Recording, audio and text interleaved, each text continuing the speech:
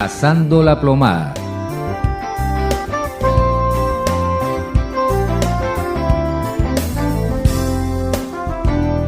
Uno nunca se aburre. Yo diría que a ese nivel, qué bárbaro. Mira, tú sabes que yo sigo muy de cerca lo que sucede en la Argentina. Y en la Argentina, pues, el primer presidente que, no es el primero, es el segundo, pero en este caso ha sido, pues, juzgada la expresidenta y está ahorita en, ¿cómo se llama? Esto domiciliario, arresto domiciliario, ¿no? Arresto domiciliario. Y hay evidencias por aquí, evidencias por allá, etcétera. Pero ha empezado todo un movimiento de que ha sido injusto y cosas por el estilo. Y la mujer, a pesar que ha destruido el país, sigue hablando lo contrario y sigue hablando lo contrario. Y últimamente ha pasado algo que hay unas personas que fueron a la casa de un diputado, que es de la oposición, por supuesto, del gobierno ahorita, ¿no? Y le han llevado pues excremento de caballo y le han ensuciado la casa, no solamente la casa, el barrio, y le han hecho un montón de cosas, pintas, qué sé yo, y ya pues la gente de la policía ha detectado a esta persona y lo han metido a la cárcel, ¿ya? Y uno pensaría, ¿no? De que los que están de acuerdo con esta señora, etcétera, ya pierden argumentos porque han sido infragantes, estas personas han sido tomadas infragantes, pero no, siguen repitiendo lo mismo, no, ¿qué han hecho? Han llevado un poco de caquita a la gente, qué sé yo, qué sé cuál. Eso, sí, lo que pasa es que tienen fastidio contra las mujeres y las mujeres jóvenes. O sea, cómo llevan todo por la mentira, por la manipulación, pues. Y yo diría, ¿no? Después de toda la evidencia que he podido ver en los últimos años y medio, que ya ellos perderían argumento. Oye, no pierden argumento. Siguen engañando y siguen usando mentiras. Y qué habilidad para cambiar la verdad por la mentira por la verdad. Es impresionante. Y yo creo que ahí viene lo que nos enseña la palabra de Dios, lo que nos enseña Dios a través de su palabra, ¿no? Que la única forma de producir un cambio, una transformación, es que muera a su ser interior, ¿no?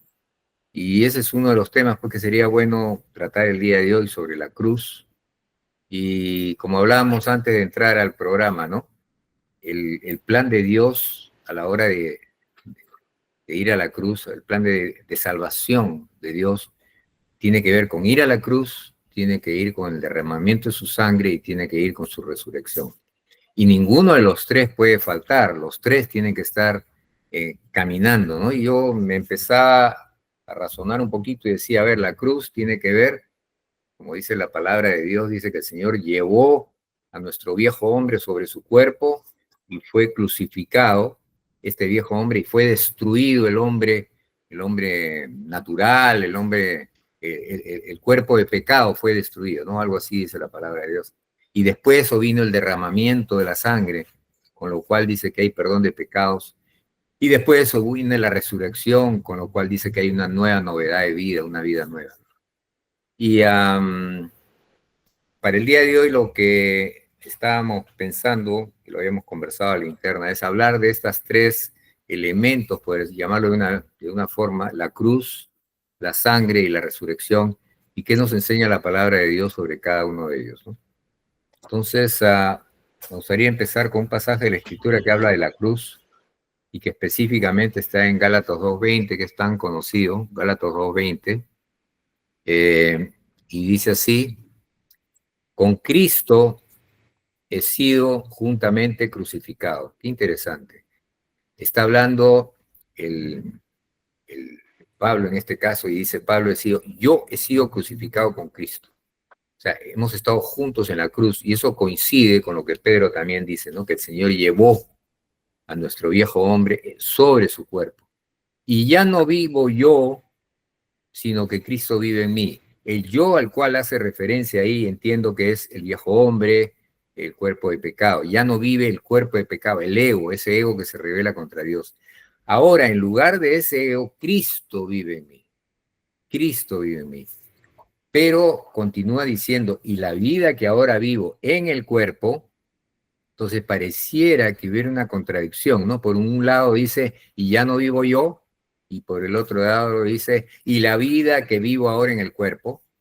Entonces, creo que lo que está diciendo la Escritura es, el que ha muerto en la cruz es ese yo natural, es ese yo rebelde, la carne, lo que dice la palabra, pero quedo yo ahora porque Cristo vive en mí, yo, el ser integral, vive ahora en el cuerpo. Dice, ahora lo vivo en la fe del Hijo de Dios, el cual me amó y se entregó a sí mismo por mí. Y antes de dejar este pasaje para que ustedes lo comenten, cuando dicen la fe del Hijo de Dios, me viene a la mente algo que yo no sé si le hemos pesado bien, pero dice que Jesús es el autor y consumador de la fe. Y Jesús, cuando estaba acá en la tierra, él vivía por fe, porque dice que él se levantaba de madrugada a buscar a su Padre. Y yo digo, si él era Dios, si era el Hijo de Dios, ¿por qué levantarse temprano? ¿Acaso no era Dios mismo? Y reflexionando, digo, sí, era Dios, pero también era hombre. Y al ser hombre, él necesitaba tener esa intimidad con su Padre a través del Espíritu Santo, lo mismo que Dios nos enseña a nosotros, bueno, porque Él ha sido el predecesor, él ha ido delante de nosotros, y por lo tanto, Él necesitaba fortalecer su fe. Y que la verdad que nunca me había parado a pensar de que el Señor Jesús, para vivir en la tierra, siendo Dios, necesitaba ejercitar su fe, porque dice que Él solamente hablaba lo que escuchaba de su padre y solamente hacía lo que veía hacer a su padre. Entonces, ¿qué nos pasa a nosotros? Dios dice que Él es el que nos va a guiar, Él produce fe en nosotros, dice que debemos andar conforme al Espíritu de Dios, eso que hablamos, ¿no? Antes de empezar el programa. Entonces, y acá está diciendo que lo que vivo en el cuerpo lo vivo en la misma fe que tuvo el Hijo de Dios. Entonces, qué bueno saber que el Señor Jesús, siendo quien era y siendo quien es, Él vivió por fe aquí en la tierra y no solamente por sentidos, lo cual significa que la lucha que nosotros tenemos, Él también la tuvo, porque dice que Él fue tentado con todo según nuestra semejanza, pero sin pecar, ¿no? ¿Tienen algún comentario adicional pensando en la cruz, ¿no? Todo lo que significa la cruz, en este caso, antes de pasar a otro pasaje. Si no tengo un pasaje acá, 1 Pedro 2, dice, y él mismo llevó nuestros pecados en su cuerpo, otra vez, en su cuerpo sobre la cruz, a fin de que muramos al pecado y vivamos para la justicia, porque por sus heridas ustedes han sido sanados. Nuevamente Hay dice una que... escritura que es algo parecida a eso, donde dice que él ha llevado el acta de decretos que nos era contraria, ¿no? También. O sea, es un acta de decretos, o sea, es la relación de los pecados que nosotros hemos cometido, porque un acta era hecho judicialmente para declarar al reo culpable, ¿no? Y ponerlo sobre la base por qué es culpable. Entonces, esa acta servía como testimonio de todo lo que ese reo ha hecho.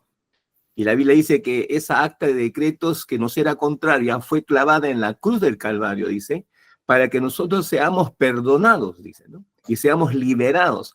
Y ahí se cumple con lo que dice, ¿no? Y el Señor Jesucristo llevó nuestros pecados, dice, ¿no? Nuestras pasiones y nuestras enfermedades. Y las Entonces, clavó ahí. verdaderamente, así es, verdaderamente, lo que el Señor Jesucristo hizo en esa cruz es tremendo, ¿no? Porque sabemos que es Jesús quien está en esa cruz. No es la cruz en sí, no, es Jesucristo quien está siendo crucificado para poder llevar el acta de decretos que era contraria, porque la Biblia dice que el pecado lo puso Dios en él para que pudiéramos nosotros ser perdonados, ¿no? Y poder verdaderamente volver ahora a relacionarnos con Dios, porque estábamos separados y estábamos muertos. O sea, estábamos separados porque estábamos en pecado, y estábamos muertos porque el que practica el pecado está muerto, ¿no? Entonces, y esas cosas es lo que el Señor Jesucristo ha cumplido, digamos, en su propia vida, en su propia cuerpo, para que nosotros podamos ser libres, ¿no? O sea, lo que dice la Biblia, el justo llevó el pecado del injusto, ¿no? Entonces ahora nosotros venimos a ser justos. Bueno, no quiero ampliar eso, pero esa cruz es el centro de nuestra salvación, es el centro de lo que Cristo ha hecho por nosotros, y verdaderamente significa muy poderosamente nuestra libertad, ¿no? Porque si eso no hubiera sucedido, nosotros no tendríamos salvación, ni tampoco podríamos llamarnos libres, libres verdaderamente. Y tal vez Porque la podríamos agregar, salvación viene, sí, la salvación viene de la libertad en el corazón, ¿no? O sea, la salvación no viene por una libertad mental, judicial, política, social. No, no, no viene nada de eso. Es buena. Las leyes son buenas. Los recursos, los derechos humanos son interesantes y buenos. Pero eso no va a traer como consecuencia un cambio de corazón en el individuo. Había necesidad de que alguien muriera por causa del pecador, y tenía que morir en una cruz. Y eso es lo que hizo nuestro Señor Jesucristo. Vino con el propósito de morir por cada uno de nosotros en esa cruz y llevarnos a una nueva relación con el Padre, porque el pecado nos apartó de Él. ¿no? Y habría que agregar de que él no podía perdonar si antes el cuerpo de pecado no era crucificado, porque ¿cómo nos va a perdonar si todavía estamos con ese espíritu rebelde contra él?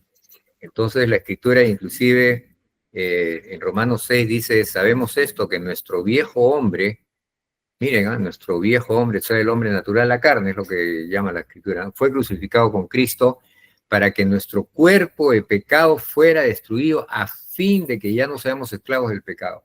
Entonces, al destruir a ese cuerpo de pecado, ya estamos libres, como se acaba de decir hace un momento, y ahora sí ya puede perdonarnos, porque aquel que era el que producía ese pecado dentro de nuestra naturaleza, y por supuesto nosotros aceptamos eso, porque éramos esclavos del pecado, como Israel en Egipto, hacía lo que no quería, porque estaba obligado a hacerlo, en ese sentido, hasta que no hubiera pasado por la cruz la muerte y la destrucción de esa entidad llamada la carne, hasta ese momento Dios no podía perdonar porque la justicia de Dios no lo permitía, ¿no? Y eso es algo, la verdad que tremendo. Es interesante, ¿no? O sea, habría un antes y que... un después. Un ratito, Jorgito, un antes y un después, para poder un poquito llenar esto. El antes es que nuestro Señor Jesucristo estaba perdonando pecados, pero todos esos pecados podían volverse a cometer de nuevo por causa de que todavía Él no había muerto en la cruz del Calvario. Por ejemplo, cuando le trajeron a una mujer que le encontraron en adulterio, ¿no? Y dijeron que la situación de esta mujer es que hay que apedrearla. Entonces el Señor les preguntó, el que esté limpio de pecado o exento de pecado, tire la primera piedra, ¿no? Porque era la ley judía, ¿no? Y como ninguno de ellos se sentía limpio de pecado, o sea, no podían tirar la primera piedra, pues, así que todos se fueron. Y luego el Señor le dice, mujer, ¿dónde estaban los que te juzgaban? Y ella dice, Señor, se han ido, ¿no? Y él le dice, bueno, ve también tú, porque tampoco te juzgo, dice, ve en paz, dice, pero no peques más. Qué interesante, ¿no? Dale, George. también sería bueno meditar en que el diseño original de Dios con su creación, en especial con el hombre, es de comunión mutua, ¿no? O sea, una relación muy íntima con su creación, con el hombre. Ese era el diseño original. El pecado viene a hacer la separación de algo que era natural, normal, o sea, el creador y su creación en una unidad, ¿no? Ese era el diseño original. Se rompió por el pecado, ya hubo una separación, ya Dios no podía comunicarse con el hombre por motivo del pecado. Tanto fue que amó Dios al hombre que él mismo, viendo que ninguno de los que de su creación tenía la capacidad o podía podía constituirse en una persona que pueda salvar la humanidad que se fue tras el pecado según el salmista dice, todos se desviaron a una, ¿no? Se hicieron inútiles, ¿no? Entonces, para que eso se solucione, Dios como Dios realmente dice, esto no va a tener solución hasta que yo mismo vaya y arregle la situación. O sea, yo me voy a volver un hombre y como ellos, y ahí les voy a mostrar a ellos que sí, el diseño original no tuvo fallas, o sea, yo no me equivoqué cuando creé al hombre con su libre albedrío, yo no me equivoqué, y lo voy a mostrar yo mismo en la persona de Jesucristo, yo mismo le voy a mostrar que sí se puede. Que sí se puede, que si yo permanezco en comunión, si Jesucristo permanece en comunión con el Padre, no va a pecar. Entonces, cuando eso pase, ahora sí, esa persona puede ser que Jesucristo puede ser considerado el Salvador del mundo, porque Él sí da la talla, Él tiene todos los requisitos para que mi justicia se vea satisfecha por el acto tan grosero y tan ruin que hizo el hombre ante Dios, porque ¿por qué es el motivo de la cruz? ¿Sabían ustedes que la cruz era el ser más despreciable, el ser más ruin iba a la cruz? Y fíjense que Jesucristo tuvo que subir ahí no teniendo por qué hacerlo, pero es que en la justicia de Dios pedía el justo por los injustos para llevarlos a Dios, dice la Escritura. Entonces alguien tenía que tomar el pecado de la humanidad y ese fue el Señor Jesús. Bastó Él, no tuvieron que morir 20, 30, no, bastó Él, porque Él era el único que se mantuvo fiel a Dios sin pecado y hasta el último, hasta cuando entregó su espíritu al Padre. Entonces ya recién Jesucristo, pasando por toda esa humillación, pasando por toda esa ignominia, por toda esa burla, por la vergüenza. El otro día escuché, no sé a quién ha sido, pero escuché, dice que el Señor Jesús, se burlaron tanto de Jesús que lo desnudaron. Sí. Y el predicador decía, su intimidad está expuesta delante de todos. Mira qué grosero Satanás, o sea, yo me imagino que alguien por algo me saca fuera desnudos, sería una cosa que yo no sabría dónde meterme. La vergüenza me ganaría. Eso hicieron con Jesucristo. Lo colgaron, lo desnudaron para que toda la burla, toda la bajeza de la humanidad fuera sobre ese cuerpo, porque esa era la forma en que tú y yo ahora podemos ser salvos, ¿no? Ahora podemos acudir a Jesús por la justicia que Jesucristo, estaban hablando ustedes, ahora no, por el acto de amor que tuvo en subir a esa cruz, no tenía por qué hacerlo, sin embargo lo hizo, subió a esa cruz. A él dice que por si acaso nadie lo llevó ahí, él tomó la decisión de ir a la cruz. A mí nadie me quita la vida, dijo el Señor. Yo la doy de mí mismo, o sea que tampoco esto no es una conmiseración y decir, ay, pobrecito, le dijo el Señor, lloren por ustedes y por su familia, por mí no, porque él sabía qué iba a pasar después de entregar su vida. Entonces, eso es lo hermoso del acto de Jesús, que no teniendo que ir, fue. ¿Para qué? Para llevar mi pecado, tu pecado y el pecado de toda la humanidad en ese lugar tan cruel, tan vergonzante, tan humillante. Ahí fue el Señor por amor a nosotros. Amén. Y cómo les dijo a las mujeres, ¿no?, que estaban llorando. Y les dijo, hijas de Jerusalén, no lloren por mí, lloren por sus hijos, porque si con el leño verde hacen esto, ¿qué no harán con el seco? Dicen. Jorge, y otra cosa, dice que las mujeres no estaban ahí al lado, se habían alejado bastante para no ver la desnudez del Señor, se fueron lejos. La única que estaba delante del Señor era su madre. Pero después las mujeres que lo acompañaban estaban lejos. No, ellas no quisieron ver esas cosas, ni siquiera se acercaron, pero también sufrieron, por supuesto. Que se estaba cumpliendo Isaías 53, ¿verdad? O sea, muchos de los judíos no les gusta leer Isaías 53 porque dice, no, el rey que tenía que venir tiene que venir en gloria, tiene que venir como persona física y en poder y en gloria, pero no como Isaías donde dice que viene como un siervo, ¿no? A morir. Entonces ellos no entendían esa clase de forma que estaba hablando Isaías, ¿no? Y es aquí siempre la confusión, ¿no? Porque el pueblo judío siempre está esperando al rey. Sí. O sea, no está esperando al hombre que va a morir por el pueblo. No, está esperando al rey, el que va a gobernar. Es lo que está esperando el pueblo judío, ¿no? Y cuando uno escucha los mensajes de los rabinos, o uno escucha o lee prácticamente sus escritos, siempre está desde esa perspectiva.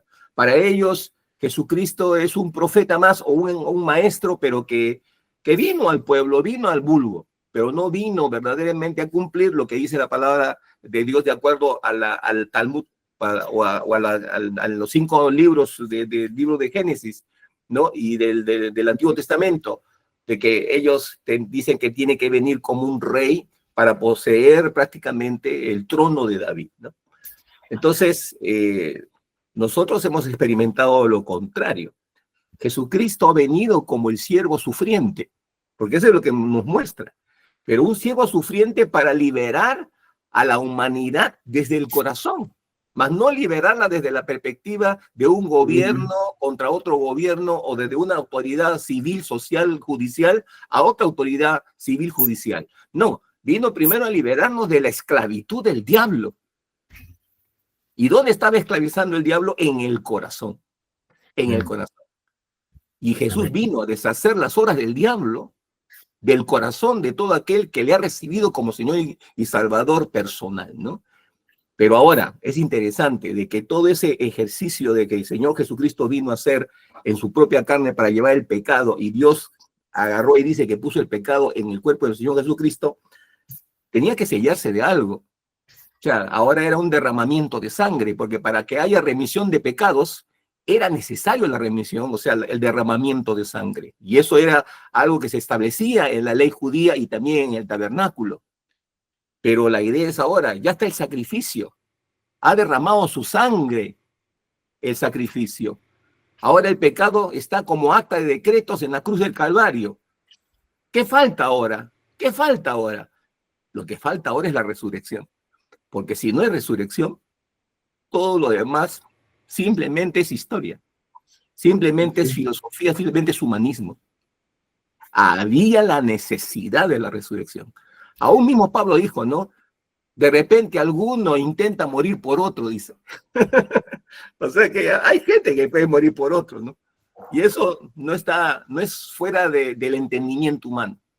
Pero que resucite, sí, eso sí es fuera del entendimiento humano. Y era indispensable que el Señor Jesucristo no solamente muriera en la cruz del Calvario, cumpliendo la palabra profética, no solamente derramara su sangre preciosa, sino que también era necesario indispensablemente que resucitara.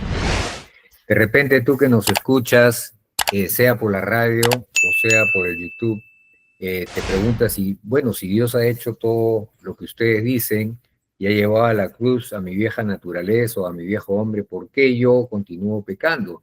Si yo he confesado mis pecados, me he reconocido delante de Dios, le he entregado mi vida y he creído que yo estoy juntamente crucificado con Él. ¿Por qué es que todavía caigo en pecado? Bueno, si quieres la respuesta a eso, si estás en la radio, espérate un poquito, ahorita viene la segunda parte. Y si estás en YouTube, espérate al siguiente programa que va a salir en unos días más. Estamos regresando con ustedes en un momento. Gracias.